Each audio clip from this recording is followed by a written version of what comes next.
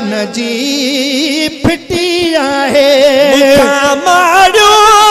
मन मन तरा नज़ारन जान था विसरने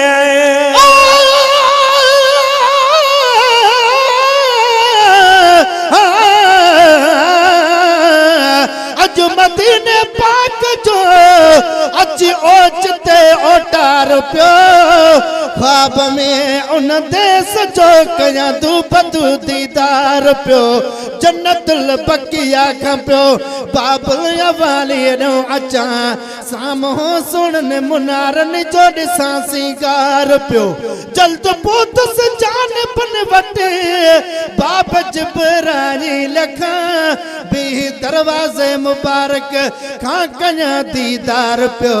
जॾहिं खुशीअ में अख खुली पई जाखणी जागी ॾिसां मारवा गाही महेसर मंझ ज़ारो ज़ार पियो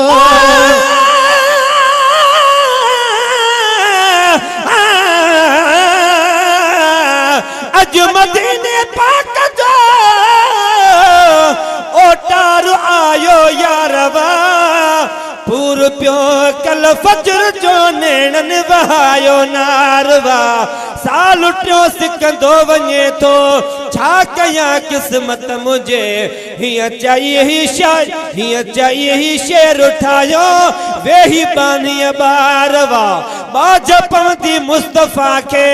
शलक दो पंहिंजो करम पंहिंजे हथ में कुछ भी कोने सब संदस अख्तियार वा वाग वारी दो वरी इंशा अल्लाह मीर लगलाल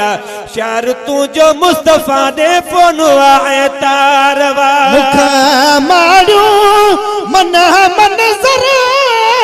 नज़ारन जान था विसरने चोदिया जे चंद्र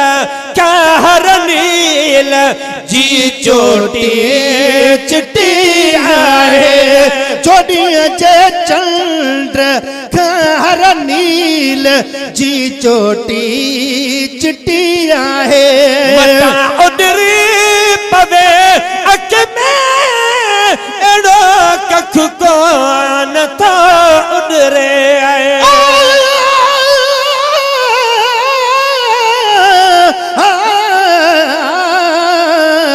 बुरोहा तब भलाई करे मदीने जो समर दई छड़े चंगा साईं चंगारी करे मदीने जो समर दई छड़े तुझे हूंदे हबीबुल्ला न घुरंदस खैर कह बेखा तू ही सौली सणारी करे मदीने जो समर दई छड़े हथन में कुछ न आले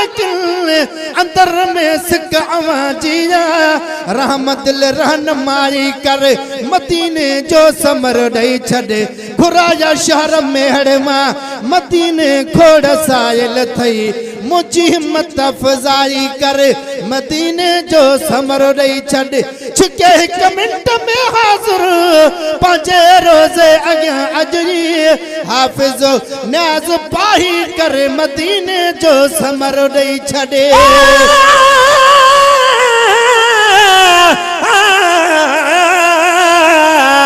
आहिक जन्नत तो अर्श मथे